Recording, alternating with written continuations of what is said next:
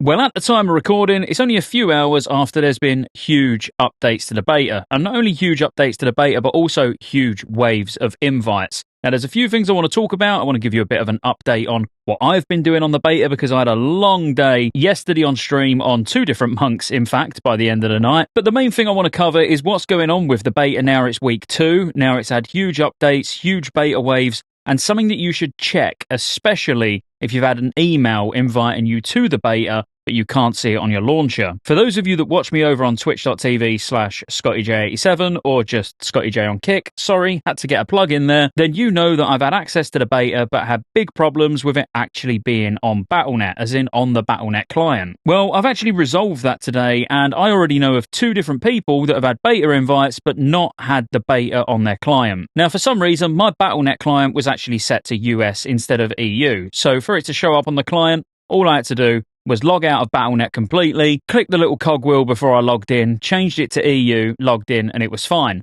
So if yours is set to EU, but yours is a predominantly US account, if you change it that way, it might show up for you as well. Now, if you haven't got access to the beta, this isn't going to magically give you access. So again, this is something more to try if you've had a welcome email, but it's still not showing on your Battle.net app, then just try logging out and changing your region. It worked for me. I wanted to get that out of the way straight away, just in case I lose some of you during the video. At least you know, and you can share that with your guild or whatever if they're having a similar issue. Now, firstly, the massive update. Well, we can now get from level 85 to 90, and there is a lot of bugs, a lot of issues that they're actually aware of that Blizzard are actively fixing, and there's some things that I personally want to test that just aren't testable at the moment because of some of these issues. But firstly, what can we do new this week that we couldn't do last week? Well, we can now get to level 90, which is the biggest thing, so we can quest in all of the zones, but one of the zones is currently not available still, which is where Shrine is, which is the main capital city of Pandaria for Horde and Alliance,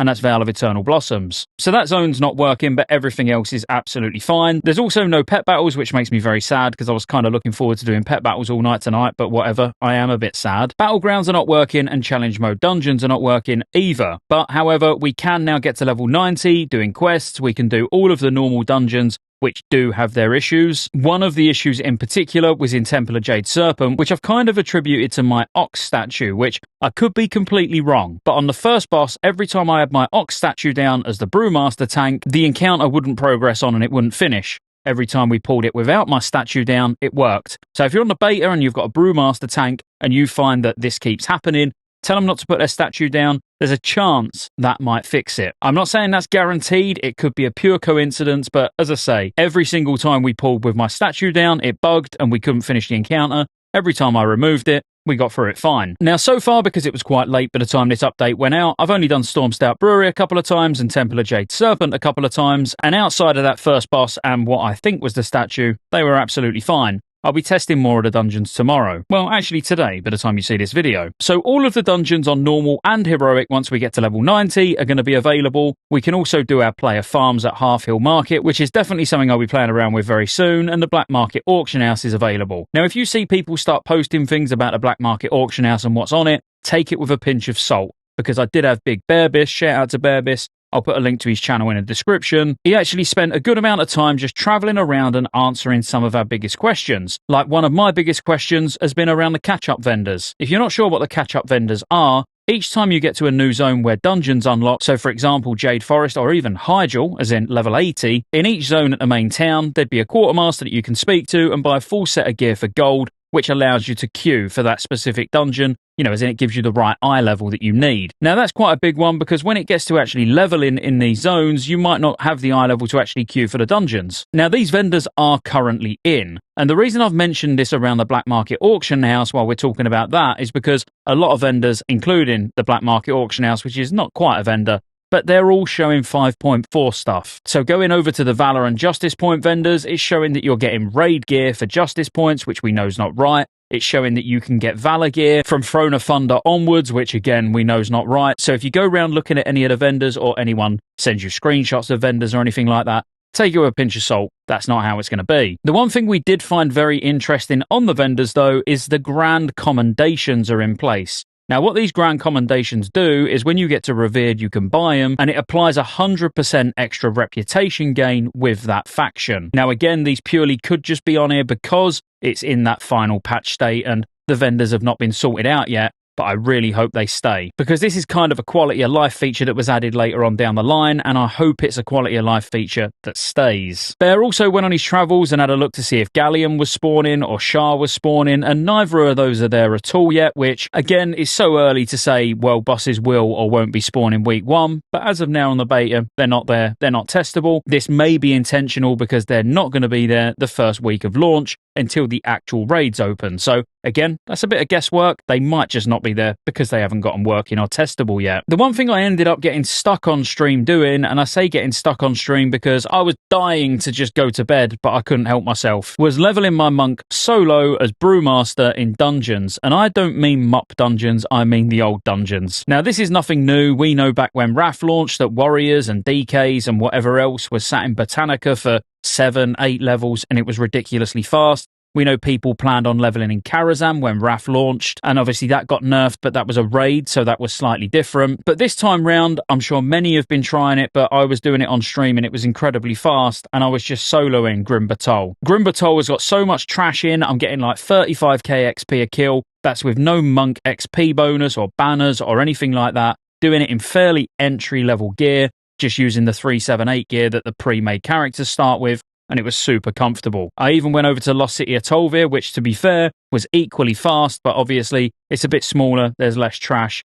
Grim Batol, you're never going to run out of mobs to kill. But I do think without changes, which I hope they don't change, if you're able to solo these dungeons, it's probably going to be the fastest way for at least 2 or 3 levels. Obviously, once I actually get to the point where it starts dropping off where I need to go and do something else, we'll find out what's the quickest thing to go and do then. But so far, in this initial testing, soloing Grim Batol as a Brewmaster Monk is not only easy, it's not only fast, but to be fair, it's fun. I really enjoy soloing content, if you haven't noticed, because, again, if you've been watching me on stream, I've soloed a Monk all the way up to nearly level 80, just soloing dungeons the entire way. So for me, this is actually a great way to level, and it's so much easier and faster than soloing the MoP dungeons, because I did go over and start soloing Stormstout Brewery, which was like double the amount of XP a kill. I was getting like 70k per kill, but I was also on the brink of death constantly. So in terms of being safe, fast, and efficient, the old dungeons are definitely the way to go. Again, you have to take all these things with a pinch of salt when it is only week 2 of the beta and the journey to level 90 has only just begun. But these are the kind of things that I am going to be looking at and am going to be testing over the next few months to find us the most efficient and fast and fun way to obviously level when it goes live, and mainly just to escape what's going to be going on in Jade Forest. Because to say yes, it was quite a big wave that went out today, it was already a pain trying to level in Jade Forest. Now I know there'll be layers, there'll be phasing, there'll be whatever else going on, but it got really frustrating after only doing 5 or 6 quests and there just not being enough things to kill or waiting for stuff to respawn, and that was with a handful of people running around actually doing it, because most people was in Orgrimmar queuing for random dungeons. The one thing I will say is actually smashing through random dungeons as a pre-made 5-man versus soloing as a Brewmaster Monk, that was night and day. Doing a whole dungeon is only about 10% of a level, when in that time I could have probably got 30-40% of a level by being in Grim Batol. So there is a big difference there. So that's kind of what I've been doing and what the update to the beta has been. There is some big bugs still, so professions are not working at all. So we can't test like Scribe or anything like that. And I say Scribe obviously because that's like the hot profession that everyone wants to know more about. But none of the professions are really working. Orgrimmar's still a mess and there's no NPCs or anything, which is quite annoying as well. And the scaling is absolutely crazy. Now I know it's only a bug, so it's not worth fixating on, and I'm not going to fixate on it, but they've not got like mana levels right, where you should have a fixed amount of mana as a caster. You're actually still getting mana from intellect as well at the same time. So people have got crazy amounts of mana. Not that it really matters, because every spell's on a base mana cost anyway, so it's making very little difference overall, but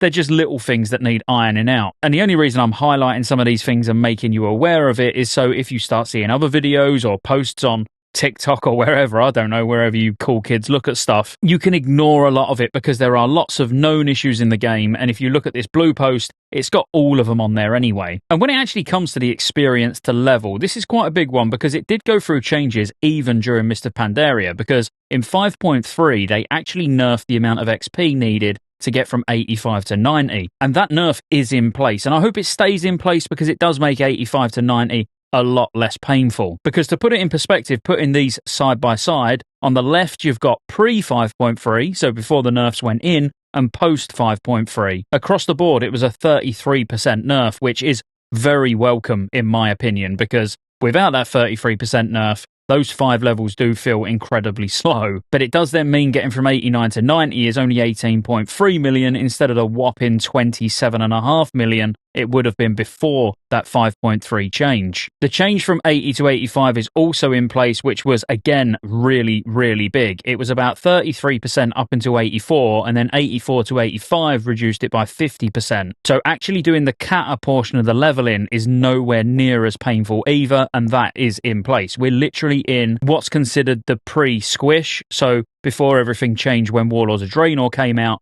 it's in that state. Currently, again, it's week 2 of beta, anything could change. But at the moment, this is looking pretty good, and I really hope these are the XP values we keep, because let's face it, even with a 33% nerf from 85 to 90, it's still not super, super fast, but it definitely helps, in particular with those last couple of levels. And I'll be honest with you, I think that's about all I've got for you. That's beta update number 2. Is there loads of bugs? Yes, of course there is. Will there still be loads of bugs when I get to doing the next update next week? Yeah, more than likely. But it's moving along so fast, so much faster than the kata beta did. There's loads more people in a lot shorter space of time, and we're already starting to get into the MoP zones and start testing some of the important stuff. So I feel like this is actually moving a lot quicker than I expected, and this really is great to see from Blizzard, because I was slightly worried after how the kata beta went that the MoP beta was going to go the same way. But it looks like they are a lot more on the ball, even with putting fixes in place, being aware of what bugs are in, getting content added quicker. So this is a really positive week 2 beta update video, and I hope you enjoyed it. If you did, make sure you like and subscribe. I'll see you on the next one.